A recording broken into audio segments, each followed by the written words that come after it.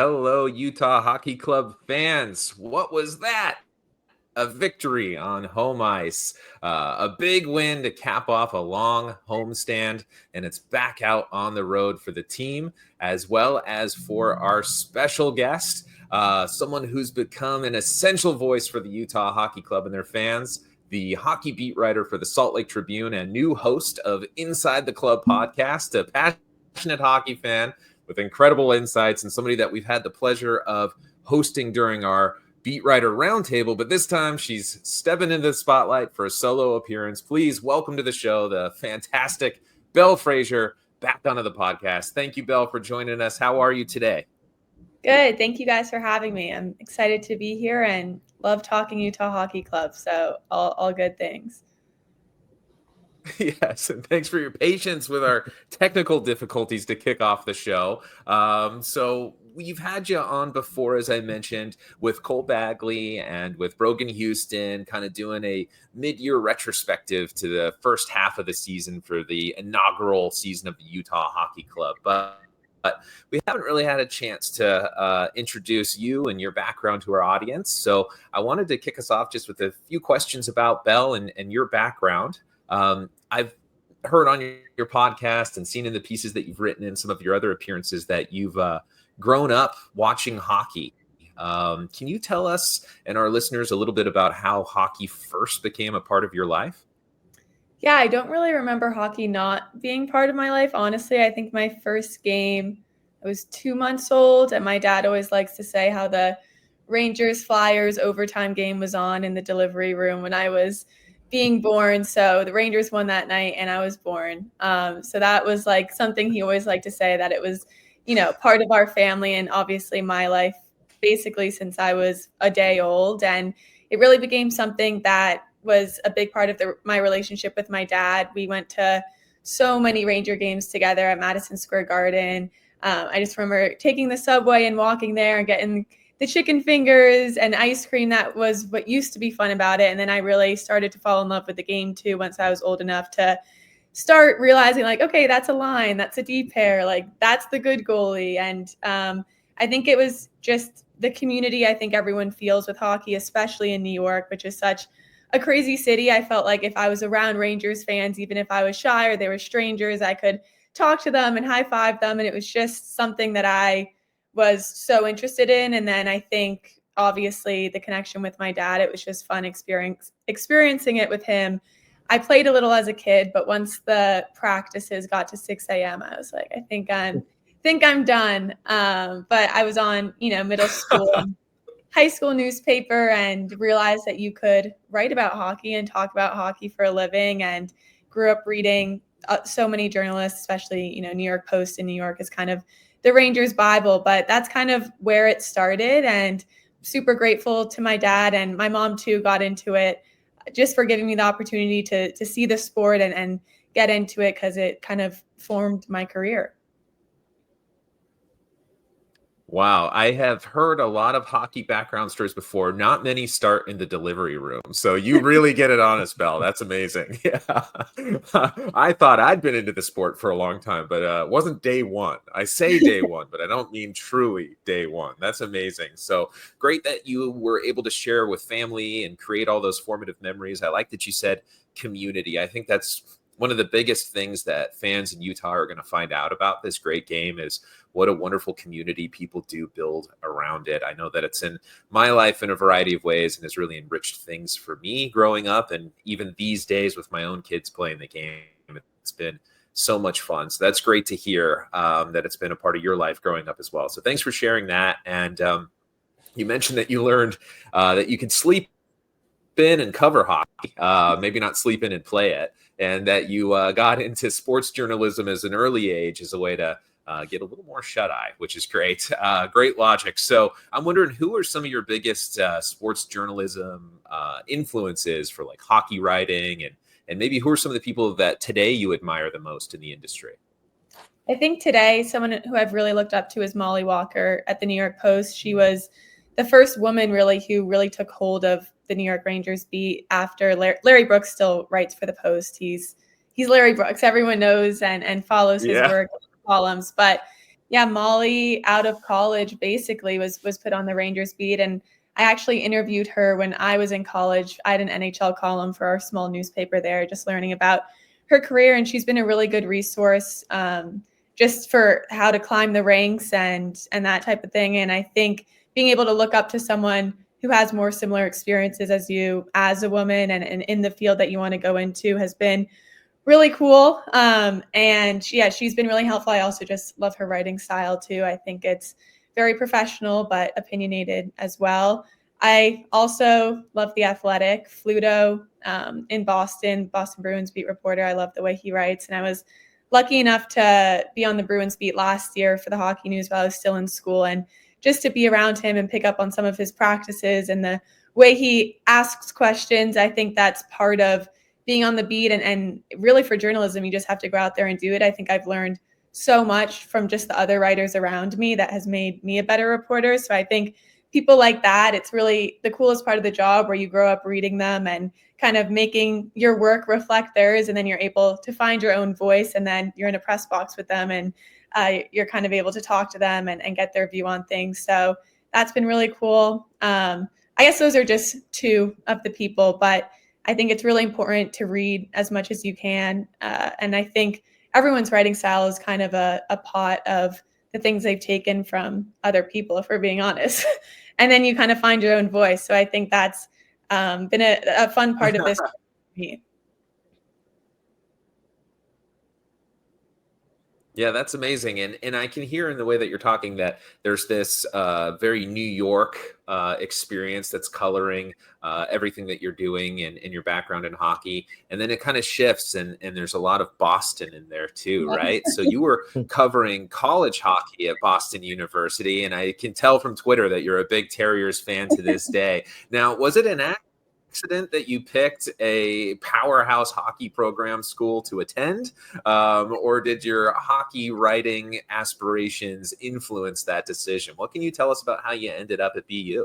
It was not an accident. I went into the college process having no idea where I wanted to go. I think every kid, it's like, I need to go as far away from home as possible. So I was like, I'll go to California.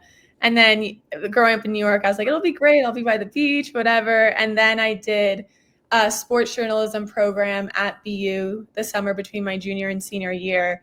And I remember they toured us around Agganis Arena, which is BU's hockey rink for men's. And then they toured us around Walter Brown Arena, which is the women's rink. And David Quinn was the head coach at BU, and he had just gotten hired by the Rangers, which was my team. So I was like, this is so cool. This is where David Quinn coached. And they kind of walked us through the history of it. And in that moment, I was like, this is the place. Like, I have to be here. And obviously they have a great journalism program, but I think just stepping foot inside of Agganis Arena and the press box and just seeing the type of prestige that program has at the NCAA level kind of sold it on me. And I thankfully got in. I don't know what I would have done if I didn't. Would have been pretty heartbreaking, but those 4 years were, some of the best of my entire life. I know I'm 23, so it's not a big sample size, but it was such a great time and such a privilege to be able to cover a program like that, who made 2 Frozen Four trips while we were there, and the connections you make and what you learn outside of the classroom. I mean, I can't recommend BU enough. I am biased. And then I'm sure people have heard enough of me on Twitter, but there's just so many NHL connections with BU. Every time a team comes in, it feels like if it's not BU, it's another college. Clayton Keller, he's a Terrier. So I think it's just cool watching. You were talking about before how you watch juniors and the national development program and that type of thing. But I think covering college hockey kind of helps you watch the progression of these players. And they're not just an NHL player. You kind of understand what it took to get to that place. So yeah, I'm all for college hockey, all for the college newspapers, highly recommend. And that's kind of where my Boston chapter started, I guess. Yeah, it's kind of funny. You went into the college process almost like you were a blue chip hockey recruit, right? You're looking for the best hockey school to attend as a sports journalist. I'm not sure that's the standard way that journalism majors pick their schools, but I don't think you're a standard sports journalist either, Belle. So that's an amazing story, and I'm glad that it worked out and you ended up at BU, which brought you all the way to Utah, of all places. It's an NHL gig, which is amazing. What would you say is like the best part of covering hockey for a living now that you're no longer a student? And what, in your opinion, makes hockey the best sport of all of them to cover? I think as a job, it's just that it doesn't feel like a job. I honestly, it's so much fun, and you are working long hours and weekends and nights and that type of thing. But at this time in my life, there's really nothing I rather do. And I think, like you said, an NHL beat, that was always the long-term dream for me. And I obviously didn't think I was going to end up in Utah 2 months after graduating. But when that opportunity came up, I was just like, how could you not do this? And I think it was a really important step to get out of my comfort zone and experience a different part of the country and challenge myself in a way that I probably never would have if I stayed in Boston or New York. So I think not only professionally, but personally, it's allowed me to grow a lot. But yeah, I think the fact that, our morning office is Delta Center or the Olympic Oval, and you're there with the other beat writers who turn into your friends, and you're talking to players and building relationships and getting to tell, I think, a lot of unique stories, especially with this team, because it's the first year.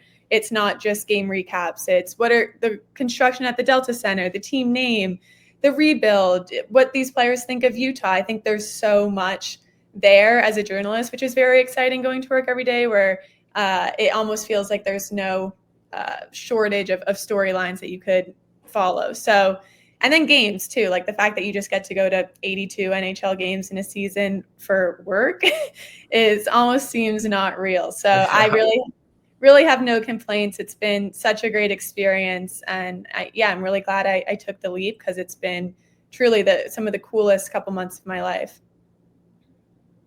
Living the dream. She's living our dream, Corey. She gets to go to 82 games a year for free, for work, not even just for free. You get in the win column on the financial side of that. So that's amazing to hear. Truly right? What could be amazing. better? Yeah. Thanks, Belle. Belle, in the last couple of years, we've seen more women take on prominent roles in hockey, from reporters to broadcasters. Just curious what your experience has been like as a woman following hockey. You spoke a little bit about following in the footsteps of somebody like Molly Walker, and I'm curious as well what advice you would give to somebody who wants to be the next Belle Fraser. Wow, that's crazy that's even a question. But I mean, it's definitely, there's hard moments for sure. It is a male-dominated field tremendously. I'm the only woman on the Utah beat, and it's not, I mean, everyone on the Utah beat is wonderful, like zero issues at all in Utah. But I definitely think in college, and when you're just in different environments, when you walk in and there's 35 men and one woman, it's hard to feel like maybe you belong. And I think it's fake it till you make it with confidence. I think that was one of the biggest developments when I was at college in my last 2 years, junior and senior year, where you really, it sounds cliche, but you just have to believe in yourself, even if you are a little bit nervous.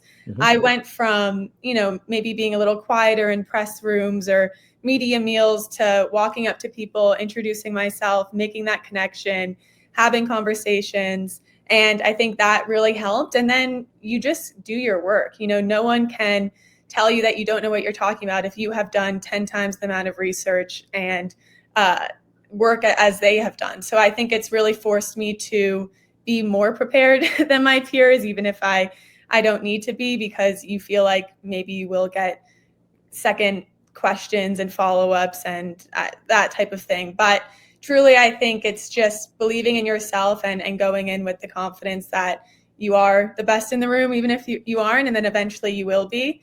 And I also think having colleagues that support you too.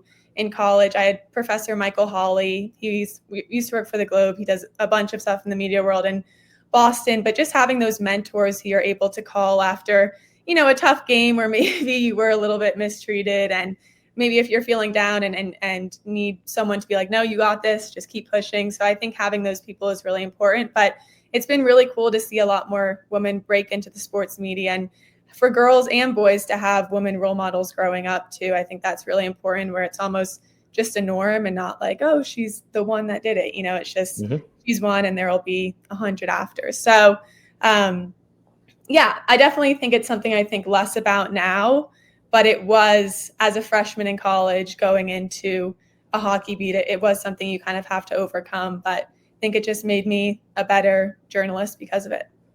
Amazing. Beyond that, also curious as to the transition, really in two ways, on and off the ice. Just going from life in New York to life in Salt Lake City, obviously a bit of a change of pace there, and the transition as well from a fan, you mentioned a fan of the New York Rangers, to now being a reporter covering a team in Utah. I imagine just the past couple of weeks would have been a little surreal as well. Not only the chance to go to Madison Square Garden as a reporter at the beginning of the season, but just a couple of days ago as well with the Rangers in town in Salt Lake City. That was really cool. My family actually came out for the Rangers game, so it was a very Amazing. full circle moment. Shout out Dom Moore too. He was part of the Rangers 2013-14 Cup run, and he was nice enough to say hi to my dad and talk to him for a bit, which was really cool because I feel like my dad brought me to the sport and gave me so many things, and being able to kind of smallly return the favor, I think it made his year getting to talk to Dom Moore for a bit. So just in terms of Ranger stuff, that was cool. But yeah, being a fan, I think you throw it out the window completely. And I think BU and covering the Bruins for a year really helped me do that, where you're kind of rooting for a good story. You're rooting to reach deadline. You're rooting for things that the fans will find interesting to read about. And it's not about if the team is doing well or not. Obviously, it's easier to talk to players and coaches when they're winning. They're more willing to talk to you, give you more interesting quotes and less frustrated. But I think you have to be unbiased if you're going to do good work, but you also have to be able to just be a fan of the game. Like, forget the team. Utah could win or lose, and that's fine. But I think you have to enjoy the experience too. Like opening night, I always look back to where, yes, of course, it would be cool. It was really cool Utah won, but I was able to just sit there and be like, it's really cool that I'm here right now. And that's not affecting my work, but you have to be able, I think, to appreciate the position you're in and realize that, you are covering the NHL and how fun is that, but don't let it seep into writing a frustrated article when the team lost a game they should have lost, So, yeah, I think that was it. And with the Rangers game, it was really cool. They practiced at the Olympic Oval, so I was able to watch that practice and kind of, have the kid jitters of seeing your favorite team. And then once it was game day, that was kind of done. But it is a transition. And then you asked about moving from New York to Utah, right? Right. Yeah, it was kind of crazy. So I was living in Boston at the time, and I had a job in Boston after graduating. And this whole process was really quick. And I applied for the job randomly. I was like, oh yeah, this would be, funny to try. And then 2 weeks later, they offered me the job, and I was like, oh wow. And then I had 2 weeks to get out here. So it really was like, I got here the day before training camp started. So I think it was honestly good that I didn't have any time to think about what I was doing. And then I hit the ground running. And I think the past month or two, now I've realized, now that I'm settled, I'm like, oh, I literally live in Utah. But it honestly didn't feel like that big of a transition because I think I'm so comfortable at the rink and doing this job that was a good steadying force to have here. And I've loved Utah so far. I mean, it's definitely a lot to get used to. I'm looking out the mountains right outside my window right now. I'm driving a lot, which I never did before, but I've definitely embraced it, gone on some hikes. I'm going to learn how to ski, and everyone has been so welcoming. So I'm actually really happy. It's kind of like polar opposite from what I'm used to, because I think it's just a good life experience. And yeah, no complaints. I didn't know what to expect at all, which maybe helped it feel like like a great move. But yeah, a big change, but it hasn't been, I don't know, as like shaking up my life as I thought. It sounds like really your entry into the city is a lot like the team's, where it was just kind of load up the truck and let's go, and we'll figure it out when we get there. Right. Going off script a little bit here, but unlike them, well, you get to learn how to ski, right? Right. Well, we'll see. I was saying, but unlike those players, you get to learn how to ski. Yeah, they're not allowed, right? But you are. So hopefully you remain in one piece and you have a blast. And we're going to need some updates on your skiing journey. People will know if I make it to the mountains. I want to see your journey from the Bunny Hill to the Black Diamonds documented on social. Okay. All right. So let's commit to that now. You mentioned opportunities to speak to players. Curious if you have any maybe go-to players, or maybe it's the coach, where you can go to those players and you can get beyond the boilerplate quote, where you can go to that player or that coach and you're thinking, he's going to give me my headline. Mm-hmm. I think it depends on what you're writing about, for sure. just off the top of my head, though, like Michael Kessering is always a great quote. I feel like he really puts in the time. Obviously, these guys are really busy, especially on game days or practices. They're trying to get out of there, but he'll sit there with you for 5-10 minutes and kind of explain the power play and what he's looking for, or his time in Edmonton. He gives thorough answers and things that go beyond like, oh, we need to chip the pucks in and get back in the win column. Like everyone knows you guys feel that way, but I think he's a good storyteller. Jack McBain too. He's just honest. They all have a bit of PR training to them because they're professional athletes, but I think he's pretty honest and open about how he's playing, how the team's playing, and then the tidbits about him and Gunther are just like hilarious. I think Jack McBain was the one who told me they bought a hot tub at Costco just randomly, and I was like, I don't think you understand how much people are gonna freak out about that. But so he's good for the serious quotes, but also some levity. I know you guys just talked to him too, so I'm sure you see that. And then the veterans too. I think this team, luckily this year, has a lot of guys that if you're going against a team like Winnipeg, like last night, or divisional opponents where there's a little more weight, there's guys that have been in playoff situations like Mata, Ian Cole, Bertuzzo when he's healthy. Sergachev is, I think, by far the most thoughtful player when it comes to quotes and kind of having that veteran stability in there. So I think it's been really nice for us to kind of balance what the younger guys are experiencing with what these older guys who have been in the league for 10 to 15 years are their perspective too. So I think, they're all good quotes. No one's like bad to talk to, but those are just a few that definitely make a story come to life, I guess. And it really is amazing, as much as maybe a throwaway comment that the Costco hot tub story was, the amount of content that's been able to be pumped out of that one little comment. We always joke, we're like, we could write a 3,000 word feature and no one would read it. And then if Jack McBain goes to Costco or they get a team dog or like something like that happens, it's the most read or most content out of it. So it's funny how that works, but we're just here to give the fans what the information they want. So no complaints. Yep, fair enough. One more question from me. Going to put a hypothetical your way. If you could invite 3 hockey legends, past or present, to a dinner, curious who you would select. Oh my gosh, that's such a good question. I'd have to do, I think my first would be Matt Zuccarello. My old dog was named Zook, so that's family ties. I just love to talk to him. Mark Messier, probably. And then you said present too? Yep. I'd go Jack Parker, from head coach. He basically built that program just because the stories he has are incredible. Those are 3. I'm sure this will end and I'll be like, oh, I have like 3 more that I would have said. But those are guys that I would really want to talk to for an extended time. Yeah, especially a player with Mark Messier, right? I think it's 6 Stanley Cup rings. Yeah. So how many players can say that? Right, the Moose, the King of Norway, and Jack Parker. I mean, that's a pretty good guest list, I would say. Yeah. So that'd be a pretty good dinner date, I think. Those 3, I'd like to get an invite to that one.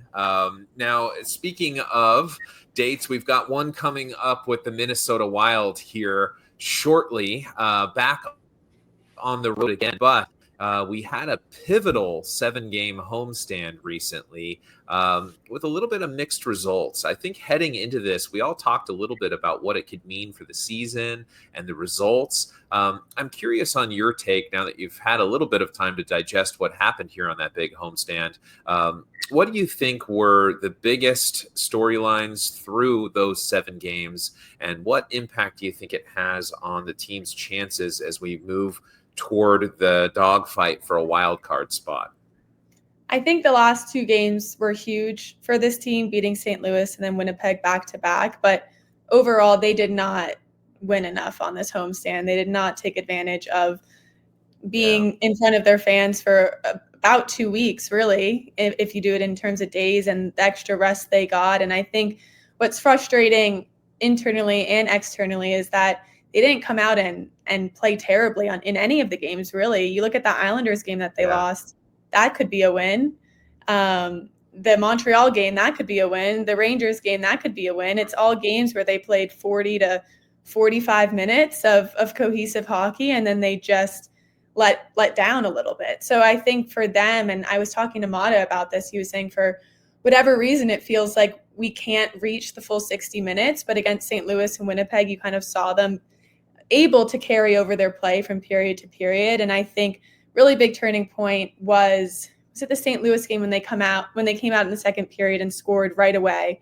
And you're kind of thinking, oh man, here we go. But in that game, Utah, they didn't fall apart like they sometimes do. I think in the beginning of the season when things would slip, they would then slip big and mentally, and then it felt like the rest of the game was kind of just playing catch up. But I think the last two nights, Utah didn't allow themselves to do that. They played the same way in all three periods, give or take. And you also look at the leadership of Clayton Keller, too. I think that's a huge storyline in both of those wins. It was funny. We were like, are we all just going to print another Clayton Keller story? He has 4 points one night and then almost loses an eye the second and then still comes out and has 2 points. So I think that was a really big pull for them. And Logan Cooley, too, has just been all time. He's on a 4-goal streak, a career high, and it doesn't look like there's any slowing him down. So I think those are obvious positives you can take from it, but I don't think anyone in that room is satisfied with their overall performance on the homestand. They wanted to come in and get more than 3 out of 7 wins and get important points too. So I guess the positive, if you want to look at that, is that they're close. It's not like they lost 6-0 and 7-0 in those games. And they're definitely pushing on being a more consistent team, but it's just unfortunate really that they couldn't reach that point at home. But maybe it's good. They have 3 games on the road now to hopefully, against all playoff contending teams. So I think that'll be a real gut check and depth check for them. And then they're back at home for 2.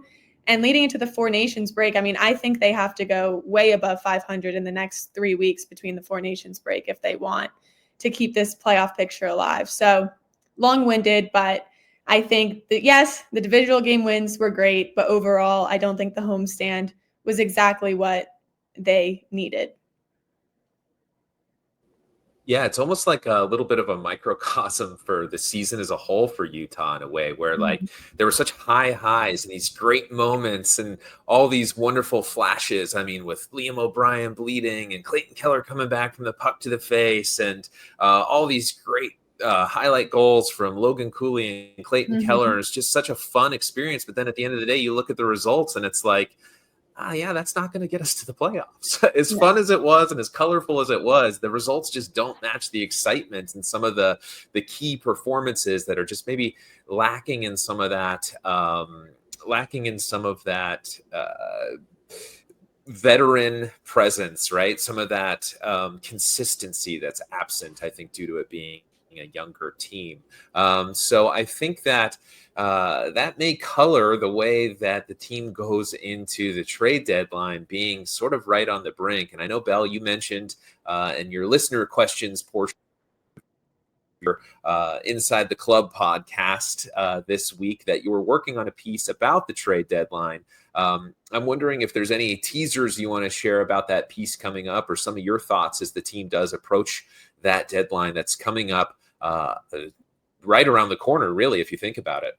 Yeah, and I think it was interesting, too. Bill Armstrong was saying that it feels like there's 2 trade deadlines this year, March 7th, but also that 10 days in February when it's the Four Nations break, where teams don't play for, I think Utah has 12 days between games. So if you're not at Four Nations, GMs are going to be on the phones and looking at how they could maybe bring guys in. And I think that could be a really big opportunity for Utah because it feels like when teams get big players at the trade deadline, they have 10 games almost. I know it's a bit more than that, but to mesh them into the lineup before it really matters. So I think it could be smart to maybe get some, if they want new faces in earlier, just so they can learn the system and kind of get that chemistry that evidently takes a bit to build. But yeah, in terms of the article, I have no idea who they want to trade for or not trade for, if they're sure sellers or buyers. But I think just looking at it and going back to what Armstrong said again, it's that these players are going to determine whether they are buyers or sellers. I think if they're in a playoff picture, obviously knowing Bill Armstrong, he's going to look around. He's going to be talking to a lot of different people. And I think too, it's injuries. Now Gunther is out and coach was saying that he's skating as well as coach does, which means he's far away from NHL ready. He said that Gunther's not in the picture right now, and Josh Doan has been a great plug for that. But I've said it for a while. I think a middle six goal scoring winger really is what this team needs even right now. And yes, we've talked about like Kyler Yamamoto, where you might have solutions internally where you don't have to give up much. But if I was forced to make a trade, I might look at that. And then I think too, defensively, the timeline of Sean Durzi is going to be really telling of if this team needs another right shot defenseman. It's great getting Marino in, but half of these guys have been playing on their offside for a majority of the season, just because they've had to fill spots to be able to dress 6 defensemen every night. So I think if they are in the playoff picture and Durzi's not back, and hopefully Sergachev is healthy by then too. He's out supposedly day-to-day right now with an upper body injury. But I think if they have obvious holes that they need to fill and have a real chance at the second wild card spot, maybe you see them make some moves. But again, not to be pessimistic, but if they drop 5 out of the next 8, I think you're not willing to give up assets, prospects, players for what will probably be not a playoff exit or not even making it. Right, absolutely. And the team still, if you listen to Bill Armstrong, is right in the thick of a rebuild, right? It's not going for broke time yet. And you usually see those longer term trades for bigger pieces with term on their contracts done in the summer, like we saw with Mikhail Sergachev. So it could be that the timing doesn't really work out to fill those longer term holes, and they turn their focus instead to the offseason and just give this group a chance to maybe sneak into that second wild card spot with some of the internal pieces that they have, right? Talking about those middle 6 pieces, it could just be finding some consistency there with players like Lawson Krause or Matthias Michelli, who are starting to kind of show some more of those glimpses that we saw last season in Arizona. So that could go a long way to addressing things as well, allowing the team to maybe focus more on the long term and next season, when hopefully, ostensibly, as promised, they'll have some kind of a nickname, we think. You wrote a great piece that we all read through, a lot of some legalese, and you speaking to experts and kind of translating it for us laymen. So thank you for doing that. If you haven't checked it out, check out Belle's piece on the updates when it comes to the team nickname. But since that article was published, there's been a few nuggets dropping on social media about different trademark developments. I wonder, Belle, if you could maybe for our viewers, give us a high-level overview of what was in your article, and what you can update us on with regard to the nickname of the team for next season. For sure. Yeah, I'll try my best. You were saying I explained it, but it took me the amount of questions I asked those lawyers just so I could fully understand it to write about. I was like, I'm so sorry, one more question. But so what my story was basically saying, it was no new information about the name, what the name would be, but it was just going through the process that the team is working through now. So basically a few days after Ryan Smith acquired the team, they submitted up to 20 intent to use applications for a bunch of team names. And then once they did the poll and saw that Yeti won and all of the names that were on that poll and won, they submitted intent to use applications for it. And what that means is that you're allowed to not be using that name in commerce or in market yet. Basically, like they don't have a Yeti product or they don't have a Mammoth product right now, but they have intent to make money off of that and make clothing and merchandise and a brand around that. And one of the problems that the lawyer said they could run into, a few actually, was that you can't technically intend to use 20 names. You're only going to have one team name. So the trademark office could look at that and like, you did this unfaithfully. You obviously aren't going to use all of these if we approve all of these. So we're going to reject all of them. But that probably won't happen. It hasn't happened because I can't imagine they'd be that annoying about it. A lot of businesses do this just to make sure that they have one name at the end of the day. And then another issue with the Yeti name, which Ryan Miller from KSL came out today and kind of confirmed, but when I was talking to the lawyers, they were saying, you know, the Yeti cooler brand could pose an issue because they have the trademark, but what could differentiate them is that they're in different markets. Utah Yeti's would be a hockey team, and Yeti is a cooler company that makes cups and things like that. But Yeti, the cooler company, does have a partnership with the NHL with NHL logos on all of their cups where you're able to make that. So that's kind of overcross as well. And then in Ryan Miller's research today, he was kind of explaining that Yeti, the cooler brand, has their trademark. If they wanted to make t-shirts, if they wanted to make, I don't know, a towel or a flag, the same way that Utah Hockey Club or Utah Yetis might. So I think the overlap between Utah Yeti, the hockey team, and Yeti, the cooler brand, is a little more closely knit than the team probably expected. And so that would result in confusion in the market, is what the trademark office is saying, that they aren't distinctly different enough if you use it in commerce. So basically they can refute that and say, here's what we would do that's different than what the cooler brand is doing, or they could go a different route with ones that weren't refuted and try to just put everything into that. But it will be interesting what they decide to do, because everyone, Chris Armstrong, Brian Smith, from the beginning has said, we want to do what these fans want. We want to give them the name they want. So I think they're going to try their hardest to make it what the poll winner was. But if the trademark office doesn't let them do it, they don't let them do it. So that's kind of where things stand now. There's a lot more, in-depth terminology for it. And Ryan Miller had a great article to, I think, follow up mine. Those two go nicely together just for the process. But the team has stuck to their word. They're not releasing really any new information until the season ends, but we'll keep digging. And if we find anything new, we'll obviously put it out. But yeah, that's kind of an overview of the team name, or lack of team name, I guess. Well, it's perfect, Belle, that they don't want to distract from the season, because it gives all of us stuff to talk and write about in the off season when there's nothing else going on. It's going to be great. It's one other thing to go along with the draft and free agency. One more thing to carry us through the off season. But boy, do we have a long way to go before we get there. And not the least of which is a trip to icy Minnesota for you this week. So I know that you have to pack. We won't keep you too long. I know you may need to run out and get like a giant parka for this road trip. So stay bundled up, stay safe on the slopes, and Clean Hits listeners, please check out Belle's articles in the Salt Lake Tribune. Check out the Inside the Club podcast. It's amazing. Her first guest, the inaugural guest, was Bill Armstrong, GMBA himself. So what a get for her.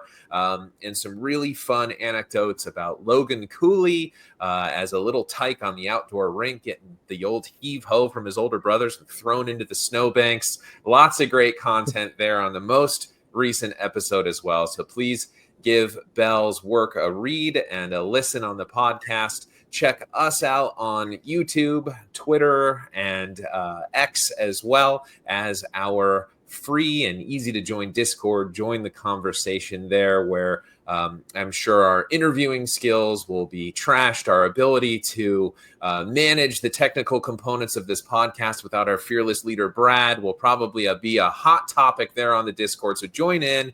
Throw a few insults our way and a few compliments for Belle as well. Corey, is there anything else you wanted to add? No, team's on a 2-game win streak. Just want to keep the wins going. 4 points back of a playoff spot. I know it's not an insurmountable amount, but still roughly half the season to go here. So let's just keep it going. All right, Belle, anything you wanted to plug that I missed? No, thank you so much. You've been very generous with the plug. So yeah, just the podcast, Salt Lake Tribune. That's kind of where you guys can find me. But yeah, that's it. Hey, Belle, thanks for joining us. It was great to get to know you a little bit better. We really admire the work that you're doing, and really the whole beat writer community for Utah has been incredible this year. I think the fans don't quite understand how good they've got it with this new team and this young core of writers. Really amazing content. I can't help but think that this is like a seminal era of sports writing here for Utah that's burgeoning here with the hockey writing group. I've really enjoyed it. It's been phenomenal from a fan perspective to have all of these different writers who are doing such a bang-up job for the club. So thank you for for all that you do. Thanks for joining us and being patient with us here, Belle. We can't wait to have you on in the future, and best of luck on the road trip and safe travels. Corey, with that, go ahead and play us out. Thanks. Thank you, Belle. Thank you, guys. We